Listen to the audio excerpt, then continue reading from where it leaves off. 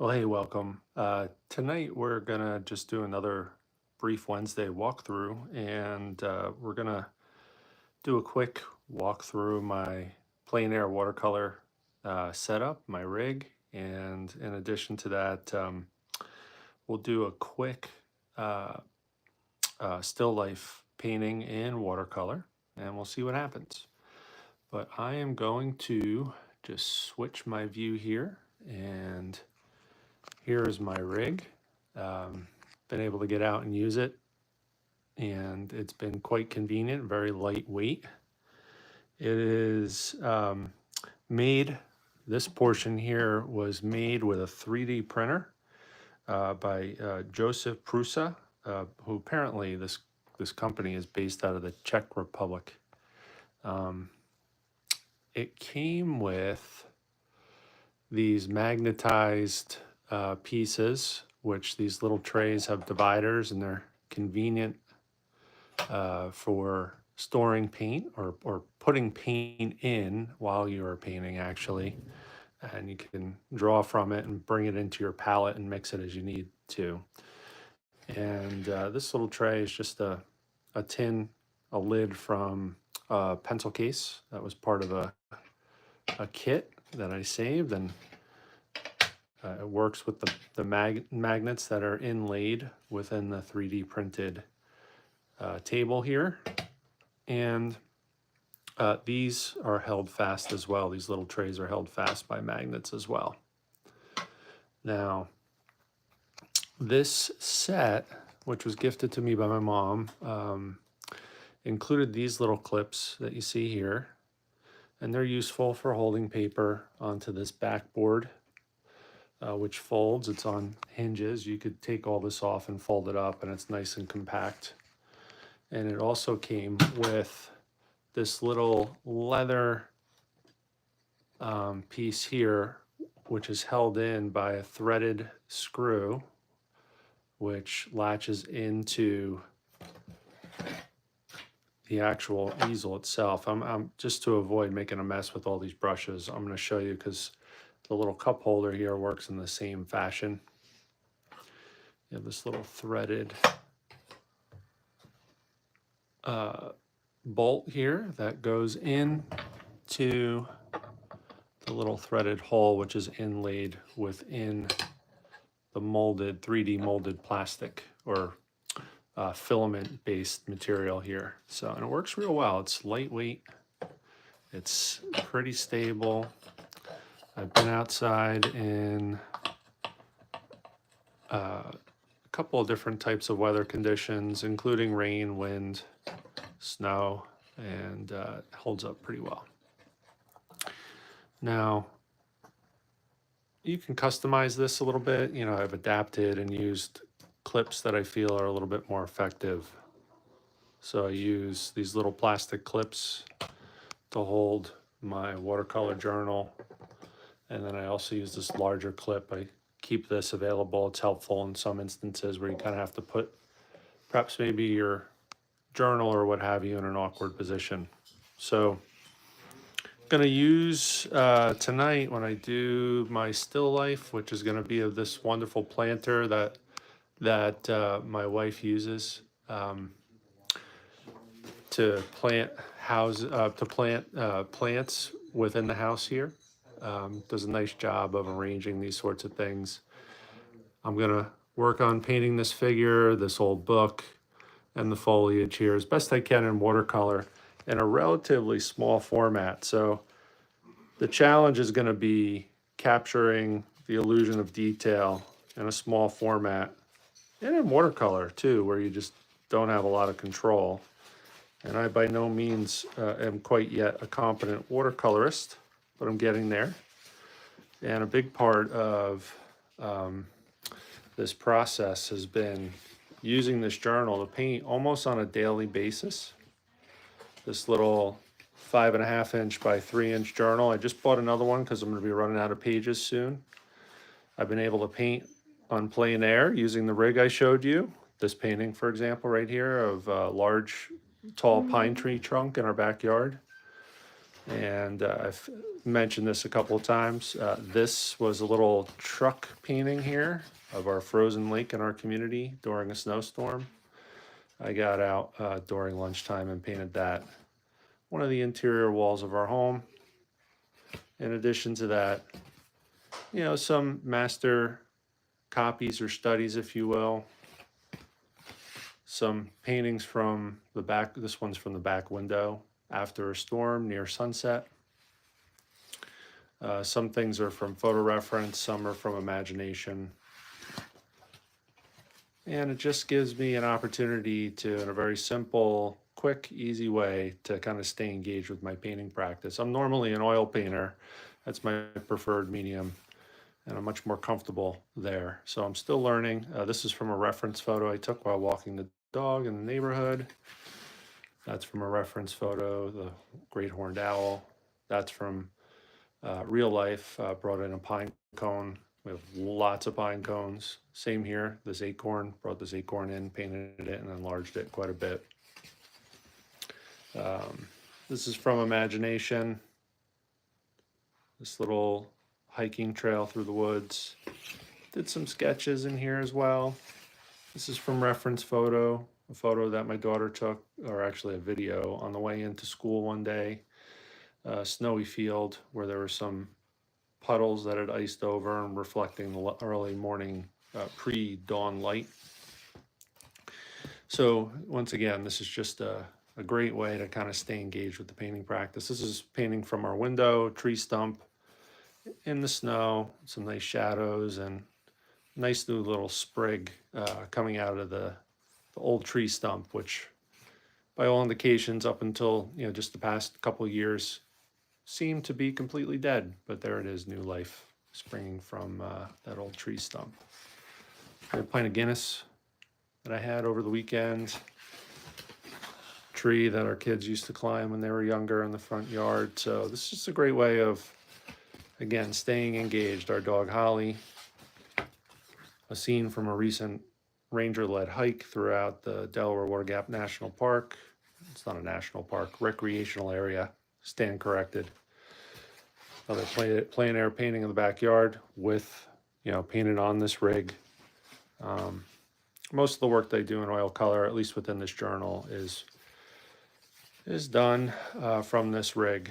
So little landscape format, panoramic of our backyard around sunset. Little panoramic view of Pocono Creek, all done in watercolor. This is from a reference photo.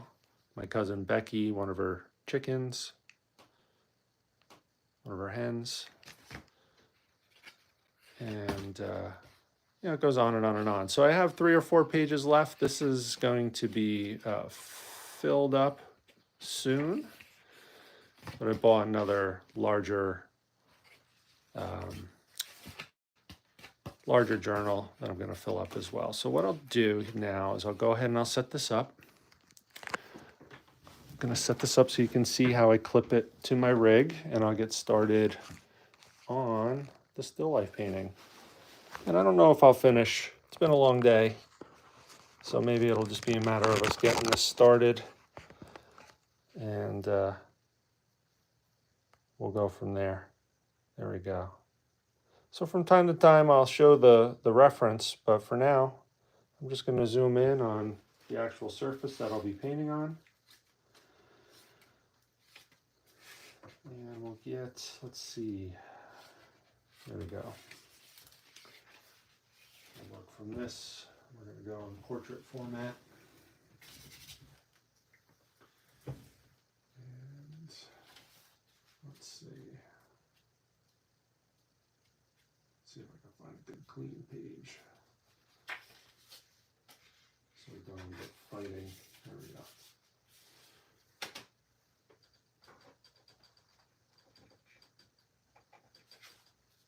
Just click that on.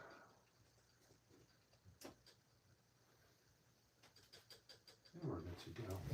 Just make sure that that's viewable. Looks like it is. And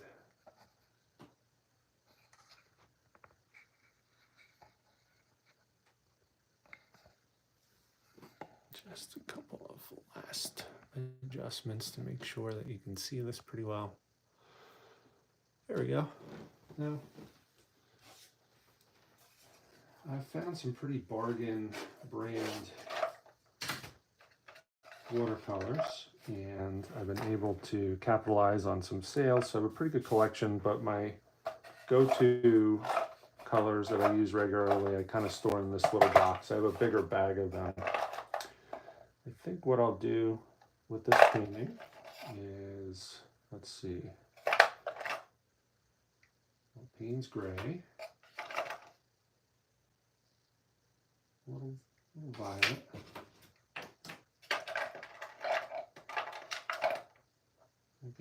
probably use a little cad yellow. I'm gonna avoid cad red, and I'm gonna go with rose permanent and earth green, and I think that's pretty much all I need. I might dip into a little bit of ultramarine blue, and I might tap into a little bit of China white. I don't have much left. I'm gonna have to replenish this. I've been using it a lot, painting nearly every day. And I do have a cup of water.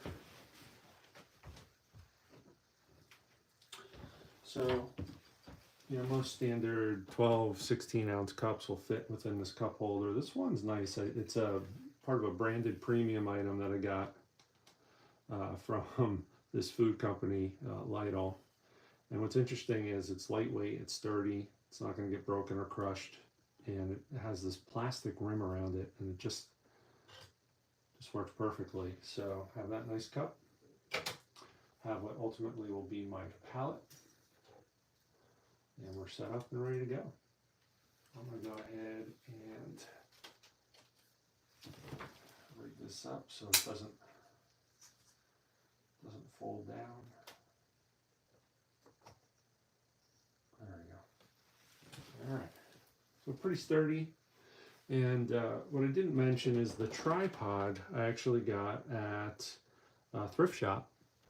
It's a lightweight tripod. I think I got it for $2 or $3.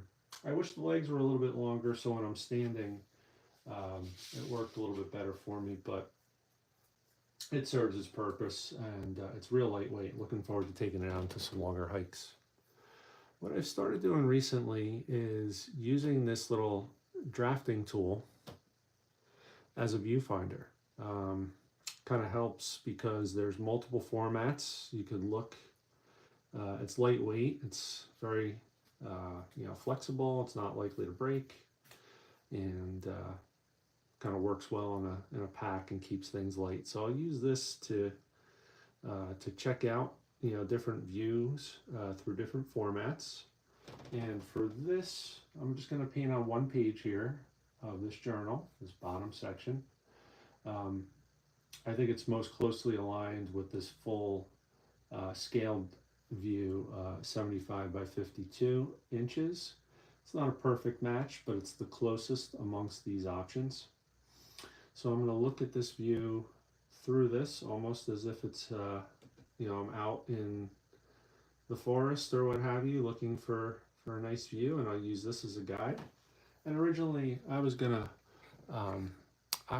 go for the view of her profile, but with the way things have been set up here, just by it's kind of a happy little accident, I'm gonna go a little bit closer to straight on, head on, and there'll be a little bit of an angle, and we'll see how this goes. All right, gonna get this focus back on the surface I'm painting on, and we'll get going. Let's see. So I am a little bit of a novice with watercolor painting. Learning a lot as fast as I can by reading, by doing, by watching. One thing I think I'm going to do here, just to get a nice little warm glow going, is I may add in a little bit of burnt sienna. little wash of burnt sienna. And that might come in helpful as well now that I'm looking at the foliage and some of the reflected light. So I'll leave that out. So I have a relatively clean brush, my roll of paper towel nearby. Also have some used paper towels. That's one of the nice things about, a lot of nice things about watercolor, but a lot of the materials just can be reused over and over again for multiple paintings, multiple sittings, and paper towel is kind of a go-to resource that can be used over and over again. What I'm going to do, I really want to simplify the background on this.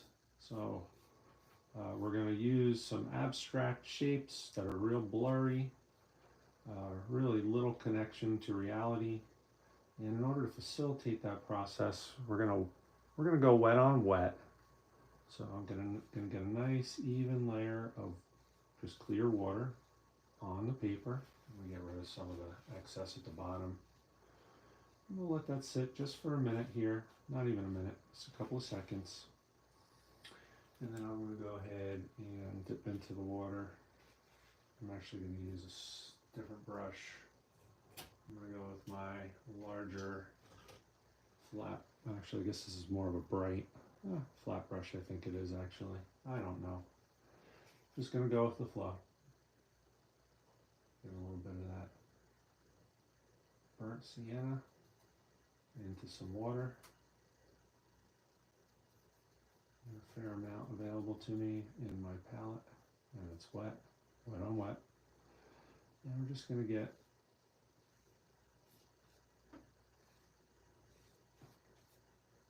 some shapes in there.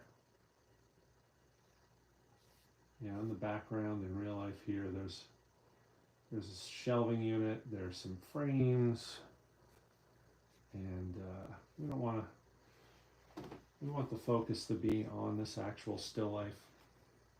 There's the angular kind of perspective related to the table that this is sitting on, and there's some light cast on there, so I'll give an indication of that. So real simple. In the background here, the top part of the painting, I'm going to go ahead and just blot out with a wrinkled paper towel a little bit and randomize some of those shapes. We want that to fall into the background. All right. Doesn't look like much yet, and it might not ever, but that's okay. So what I'm going to do now is I'm going to move to this little brush here, and we're going to use this. We're going to get a little bit of wet, a little water in there, and we're going to get, I think what we'll do is we'll start kind of creating some indication of some of the shapes that, the lighter shadows that make up the face here. So we're going to need, and we'll probably go to this a couple of times, a little bit of earth green and some of my Payne's gray.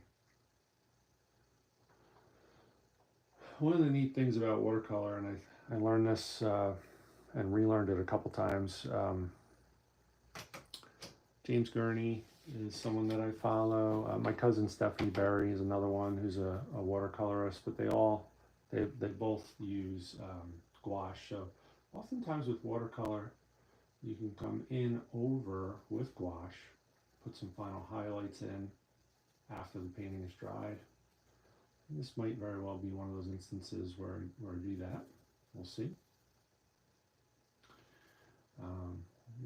I've done that in the past with pastel, soft pastel, myself, which is another medium that I really enjoy painting in. All right, so we're gonna go ahead and measure this up again. And I think the top part of the foliage is probably going to spring outside of the field of view. We'll get some hints and indications of it, but for the most part, those eyes are going to be around midway. So we have being a little tentative here. We want a little bit more of a drier patch. There we go. And I'm going to put it off center.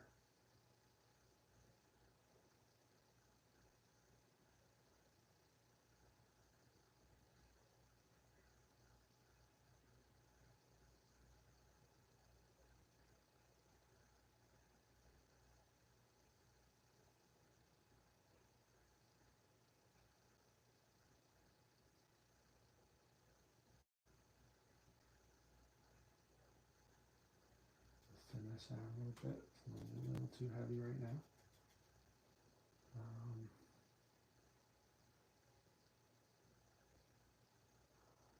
Oops, that's okay. We could always lift it up if we need to. I gotta loosen up a little bit here and get some more color in there.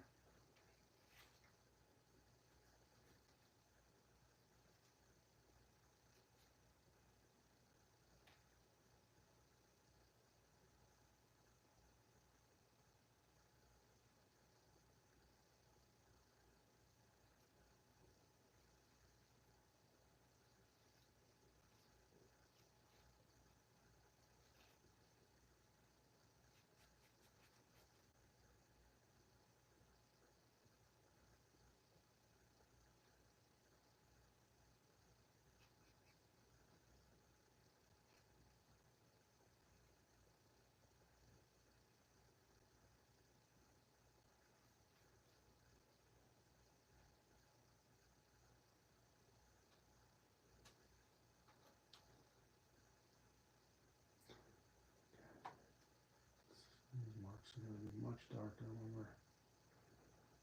we're done. And the neck area here will as well.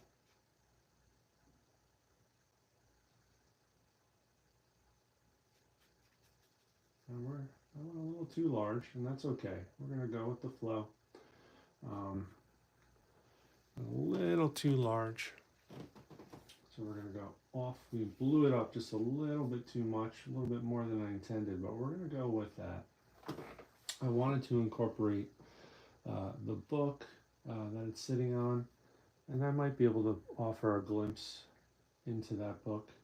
I'm not going to get as much as I wanted, nor will I get as much of the foliage that I wanted, but that's okay. Sometimes blowing an image up in scale can be a really good thing.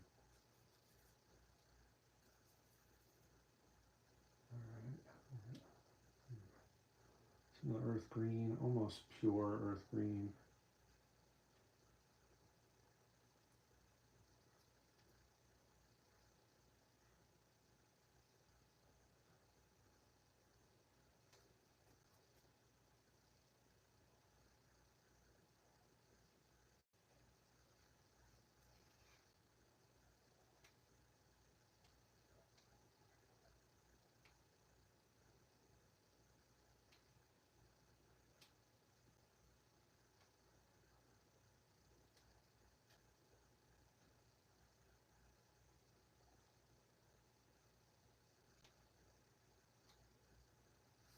I don't want to overdo it here.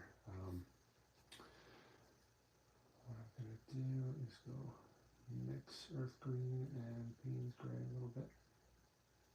And we're going to thin it out with some water, and I'm going to work on getting some blues in here in a bit as well.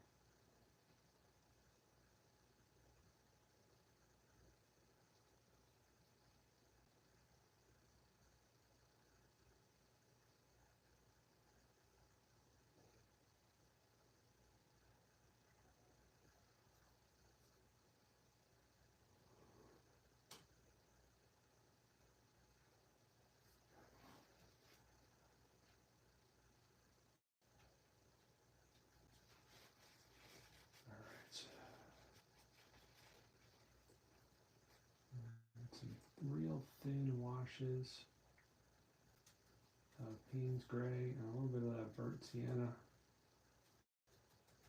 And we're just going to selectively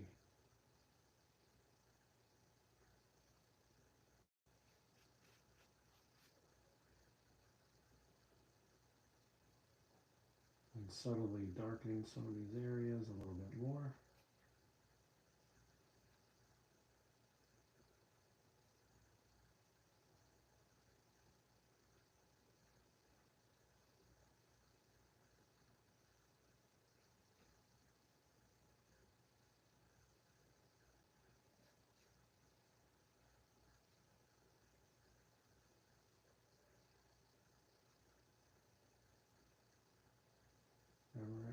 I'm noticing with some of the shapes and the way that I put them in, we're probably going to have to lift some of this. And then also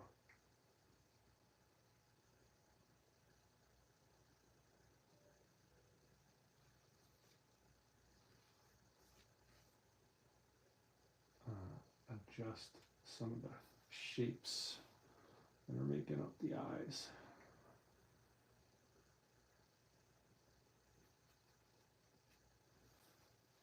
Okay, so I'm going to pan over to the subject, which is right there. And there's a couple of things that I need to adjust. Some of the angles associated with that face. Right now, the face itself that I've painted looks a little bit more masculine, I would say, than the subject, which is this pot that I'm painting. But we have plenty of time here for adjustments. And again, just looking to get a start on this painting. We'll probably let it completely dry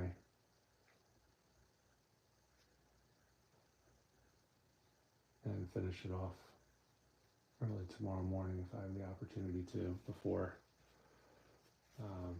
work starts. All right.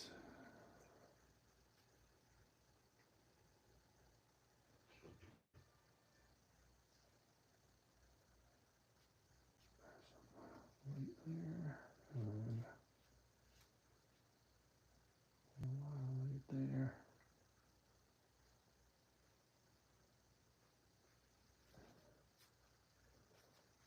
Probably have to come over with kind of dry brush in this mouth area and to get some of the highlights in the eyes as well. And that's going to go off there, and there we go. Okay. All right, so I'm going to go back in and I'll go almost pure Payne's gray. Not a lot of water mixed in, and we're just going to get a few more of these edges.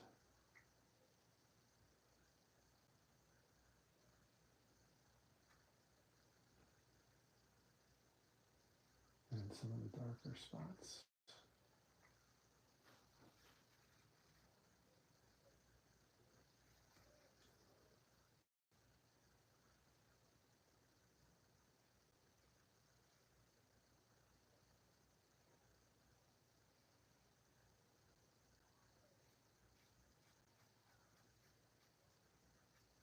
And we will just keep adding layers. And one of the tricky things here, this is not a live human person sitting here, so it's a stone figure, so you have some interesting colorations and patterns, which clearly are not in line with what you would see with a live human being. So yeah, I'll honor those, but at the same time I'll work to try and create, an appealing painting. Even though this is just going to be sitting in my journal, it's not going to be on a wall anywhere. I'm not going to try and sell it or anything like that. Still want to focus in on trying to make an appealing painting if you can. All right, let's see. Opportunity to get. Trying to resist the urge to go to a smaller brush.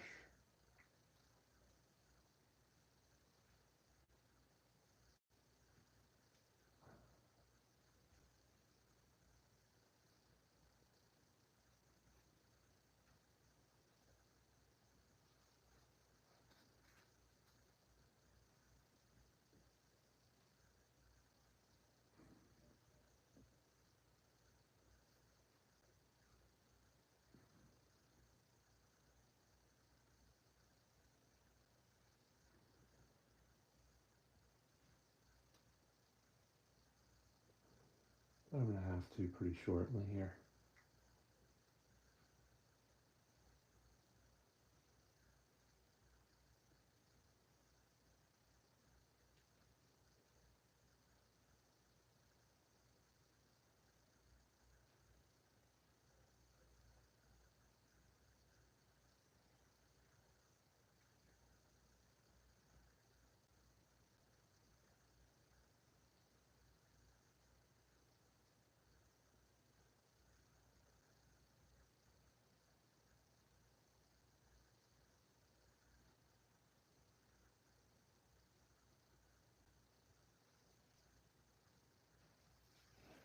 Fix some of these up here.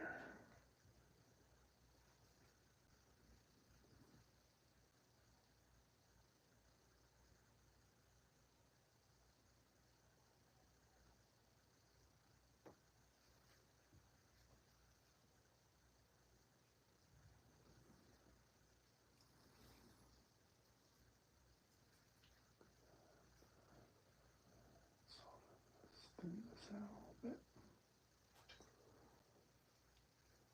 Don't need it quite so heavy.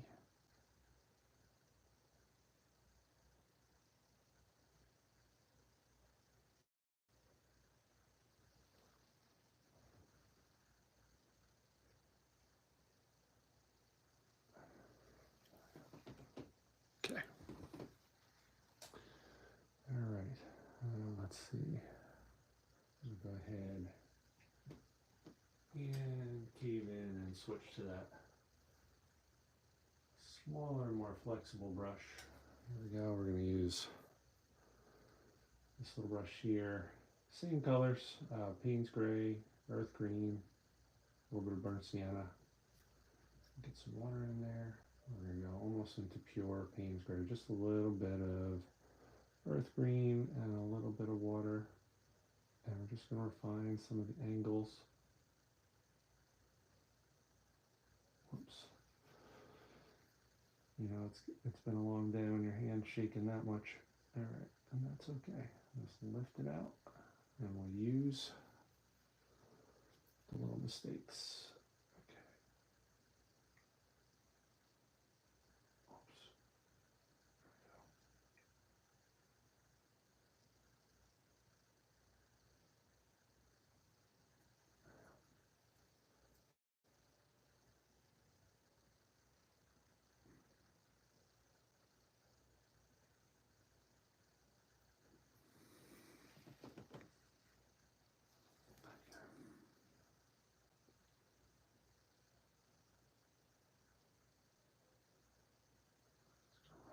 Page.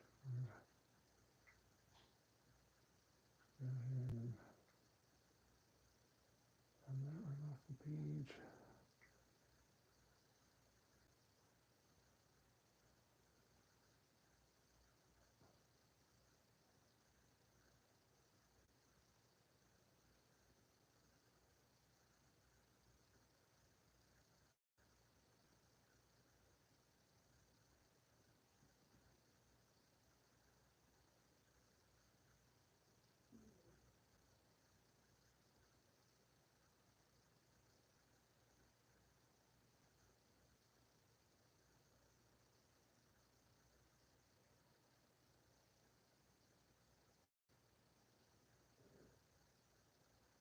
And we'll fix that up.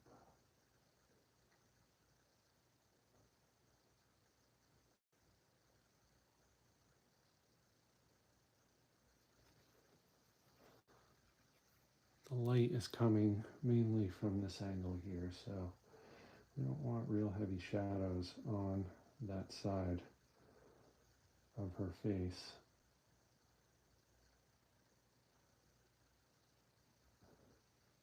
It'll almost be bleached out by the light.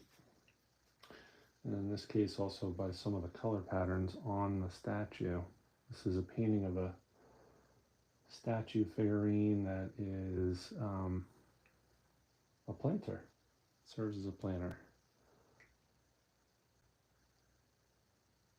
And I'll pan over to the actual subject in a moment, so you can see it a little better. bit of a better shadow under that bottom lip.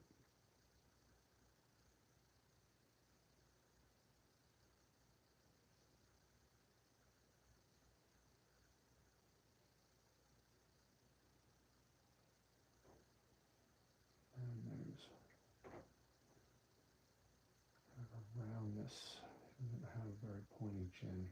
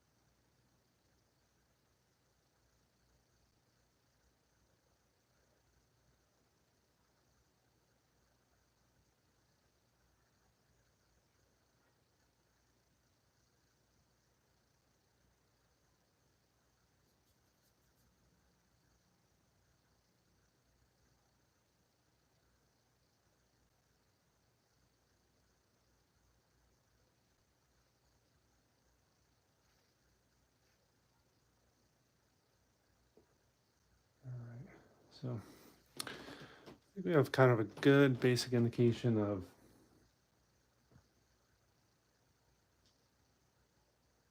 the major shapes within the face. What we might do is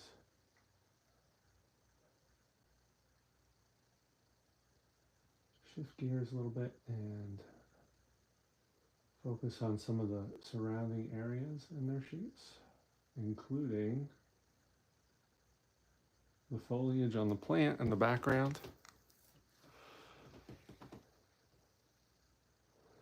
And then we'll work in some of the highlights, update some of the lowlights, and we'll be good to go for the most part.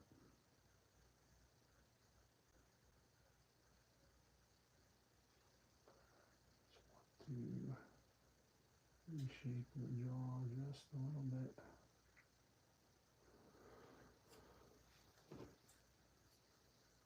There we go. Now, what I'm going to do is I'm going to put in a little bit of foliage. We're going to use some permanent rose along with our burnt sienna and a little bit of green, and I'll come in with a little bit of the China white. We're going to start with a mixture of this permanent rose and the burnt sienna. Maybe a little bit of the Payne's gray.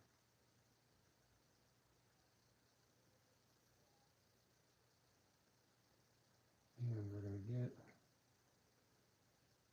some indication of the foliage that we see with this amazing plant. And we're not going to paint every leaf. It's just not something that I'm interested in doing.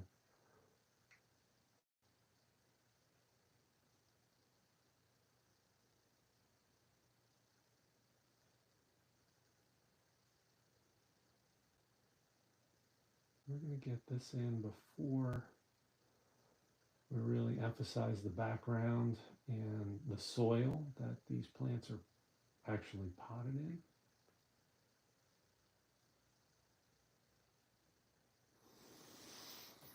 And there's going to be a couple layers here, so it's going to take some time.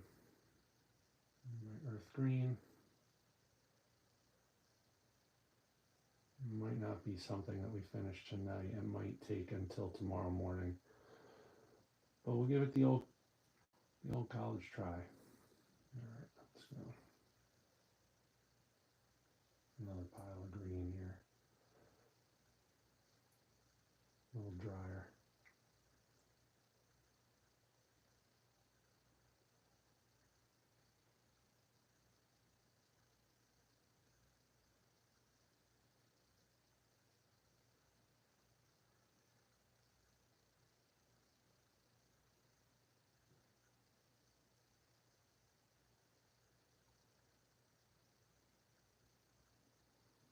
So I will turn the view so you can actually see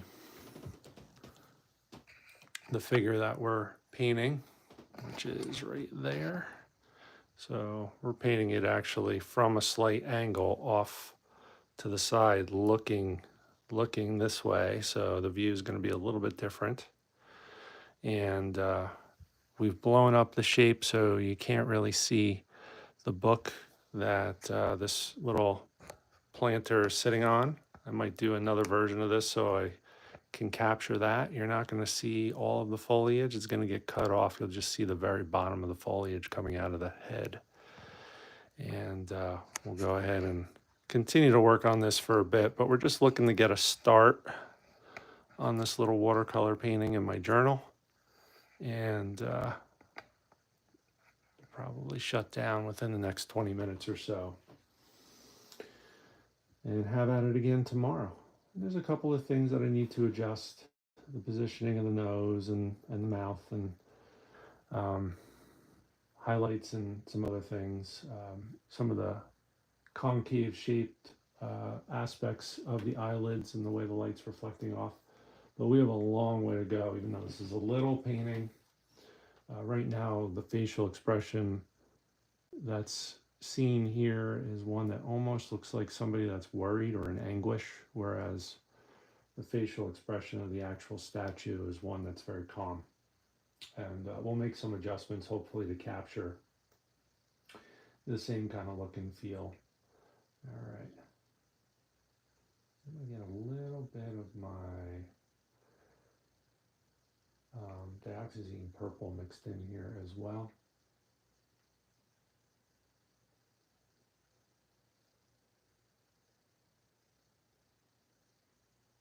Again, not looking to paint every leaf, every stem, just an indication of what's going on there. Okay, rinse that out. I'm going to get some of that dioxazine purple worked in.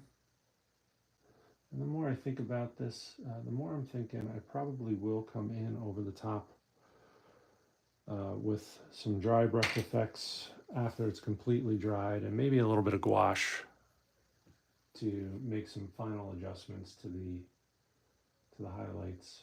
All right, I'm working in a little bit of my dioxazine purple into my existing mixture of burnt sienna and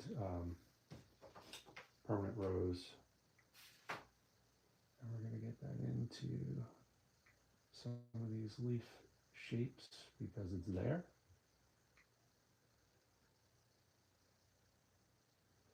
And we'll get it into some of the stems as well. Again, because this color is there. What's interesting about these particular plants that we're painting in the scene is there's a lot of color, tremendous amount of color. There are some leaves that have white, purple, and green stripes all within the same leaf. So we're going to try and honor that where we can. And not looking for photorealism here. If that's your cup of tea, I'm not your guy.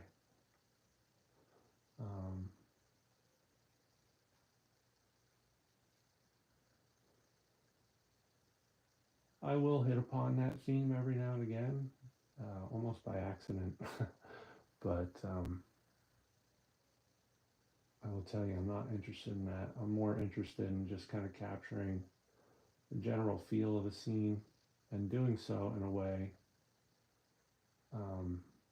that is more impressionistic.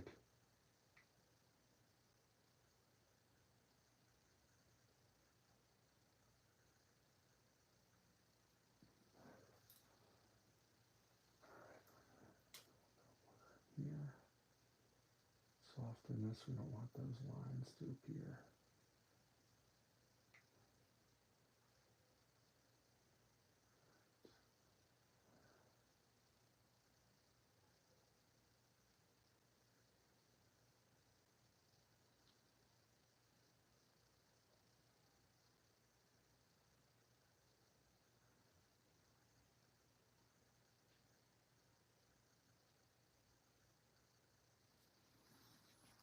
shadow's a little too heavy.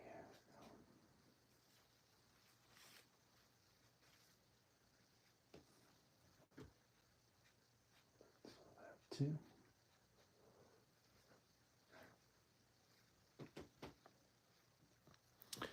I'm going to do, I think it's really important here, is we're going to start putting in some darker shapes in the background. We're going to use aerial perspective, the use of cooler colors to push it back a little bit. There are some blues, there's some notebooks and things in the background that are blue. And we're not going to look to have a lot of detail. It's just going to be the illusion of detail in the background for the most part. So we're going to get that in. Some blues and purples.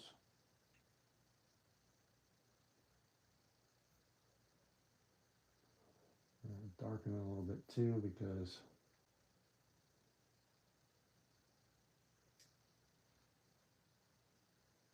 the actual statue and the plants themselves have light falling upon them, and they are in fact lit up, and they're the brightest of the objects within view.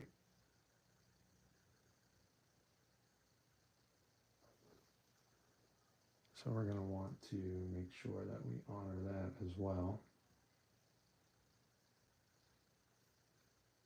as we make our way through this painting process. I'm going to darken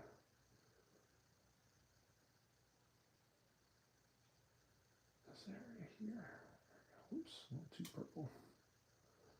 I wanted to get more of a gray in there. That's too electric. But you know what? You never know. Sometimes little accidents like that will help out, and we'll try and work with them as best we can. There you go.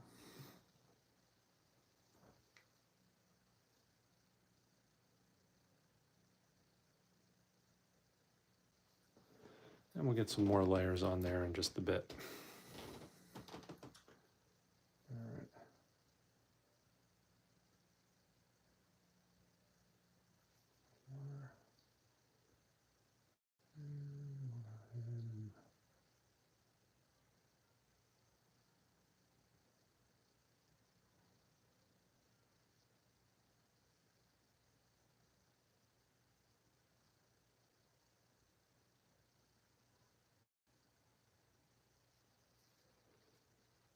Some of that out.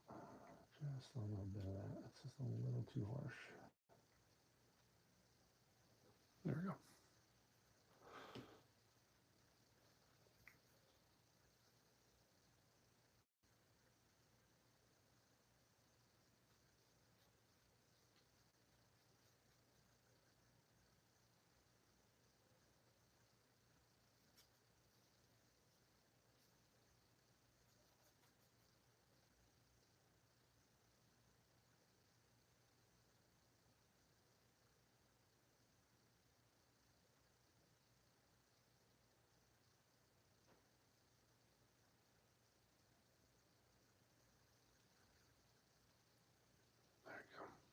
Expressions changed already a little bit,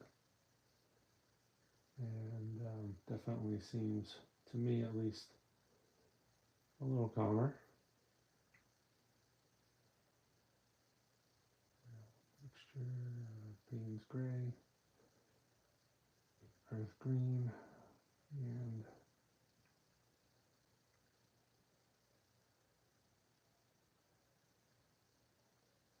dioxazine purple.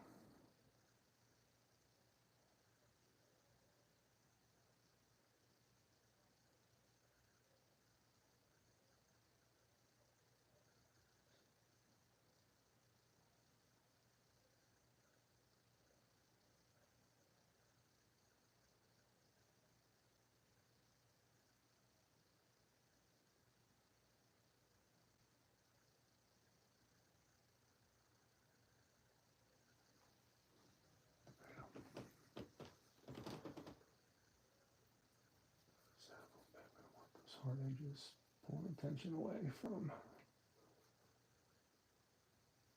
focal point of the painting. Okay.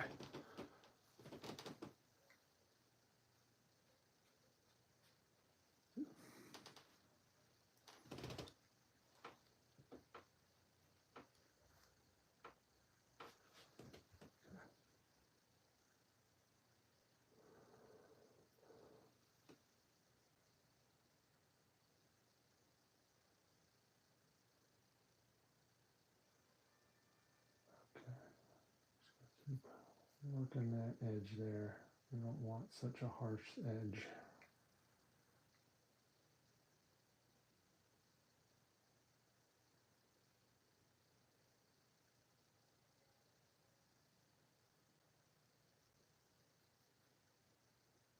Okay, back into the Payne's gray and the earth green.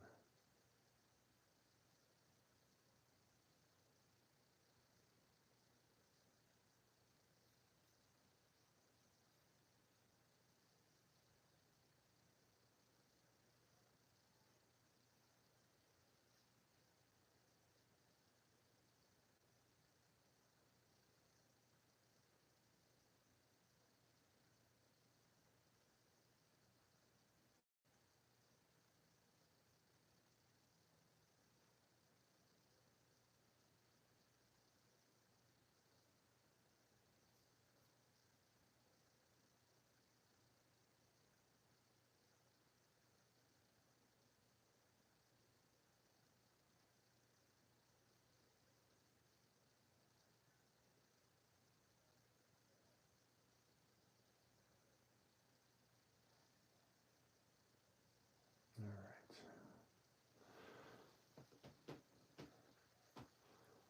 We'll get a few more layers in before we wrap up.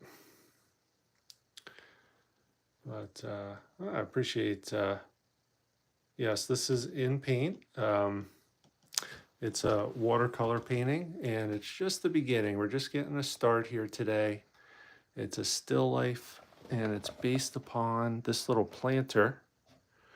We have some adjustments to make, but again, just the start, the first layers within our watercolor journal here, kind of impressionistic watercolor still life of a fancy planner that my wife uses here in the house to kind of rotate her plants. She's become quite good at maintaining house plants and germinating new growth and propagating, and we have a house full of plants, so I have plenty of opportunity to paint still life paintings, which are of significance for us personally in our lives, because these houseplants do a lot, um, to help with air quality and aesthetically, just the look of the place. So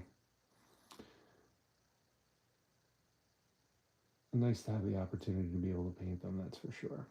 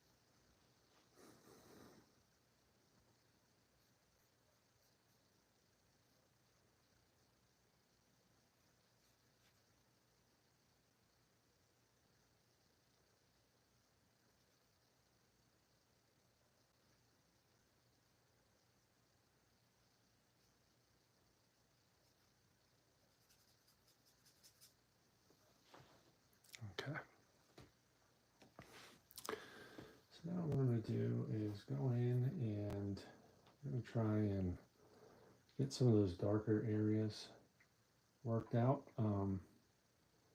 Within the planter itself, I'm going to use a mixture of my dioxazine purple and my ultramarine blue and my Payne's gray. And we're just going to darken the values of some of these areas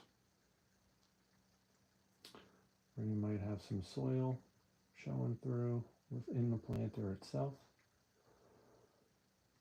I might use this in some of the darkest shadows as well. I'm going to soften that a little bit. A little distracting. There we go. Okay.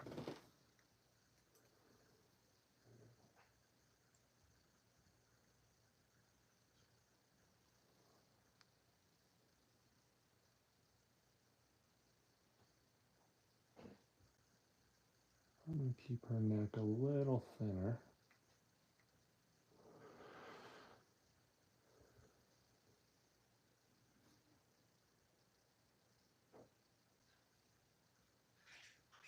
My natural inclination is to try and get it as close to proportions to the actual figure itself, but I'm thinking that by keeping the neck a little thinner, it'll help maintain the feminine qualities of the face in this particular planner.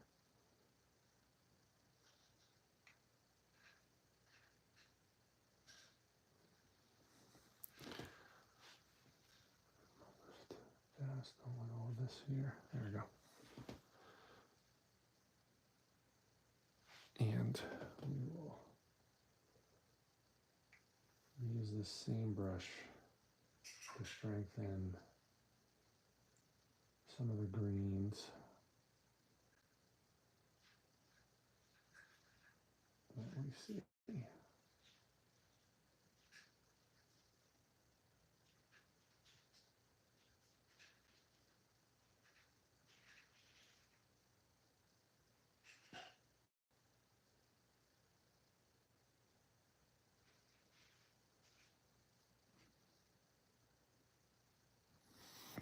And we'll just keep working at it. We're going to keep adding layers.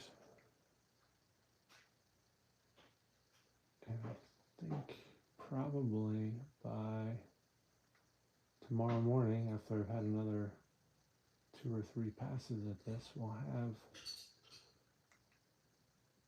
something resembling the look that we're going for.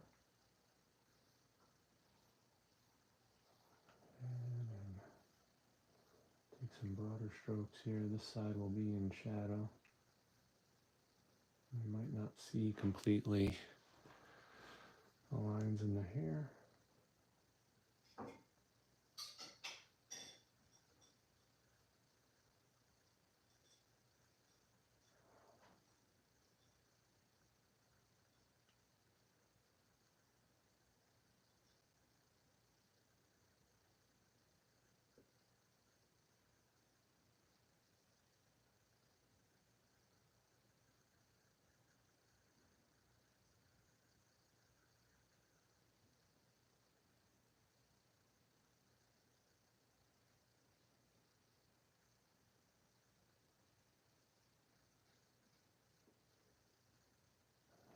Watch that a little bit. Go back into the gray and the green.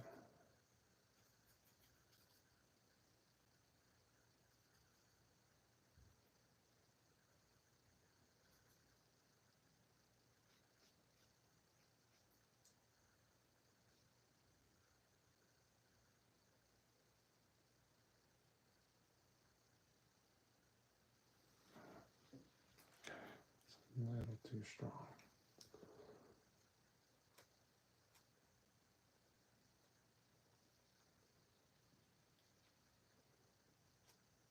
I don't mind pushing color a little bit, and we could always layer over this to gray it out a bit, which we will probably do. We might get one or two more layers in before we knock off for the evening, but you get a general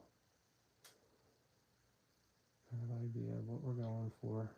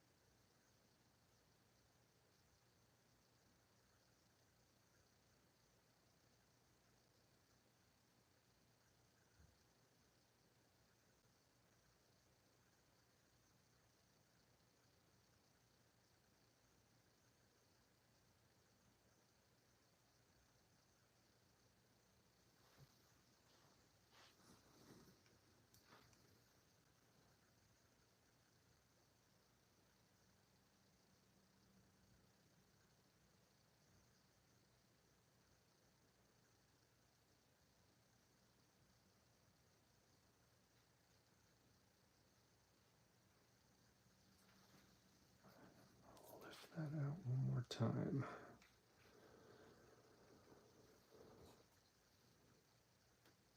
Spot right here.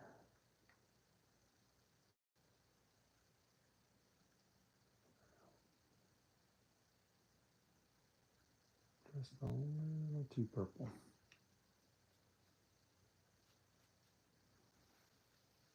So I'll lift that out. And I will come in with a wash of gray within the next 24 hours as well.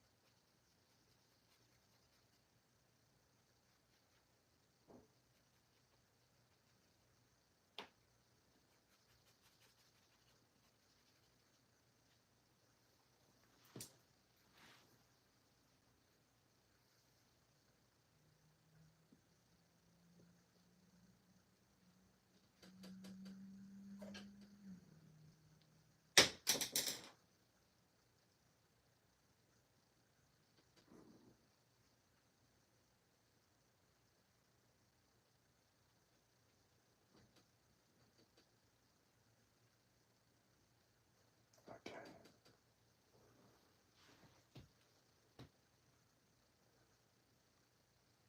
All right, I think maybe in pain, maybe crying, maybe a little bit contemplative. We have some adjustments that we need to make to some of the angles associated with the neck and the jawline. We're going to have to build out some of the highlights and some of the illusion of detail. The proportions are okay, not perfect, but we're going to look to refine this probably over the next, let's call it 24 hours, and we'll make some improvements. I think for now, though, for what we can do this evening, we are close to done. Been talking and painting, mostly painting at this point, for just about an hour, a little bit over an hour, but appreciate you joining. And again, this is just a watercolor still life in my watercolor journal. So there's about 100 pages of paintings in there. I'm down to the last 2 or 3 pages, and then I'll move on to a slightly larger format until we can get outside a little bit more consistently with longer days and warmer weather. So in any event, thanks for joining. Appreciate you checking out my live stream here. Thanks for the likes and the subscription as well. Appreciate that. I hope you stay safe and stay well. Cheers.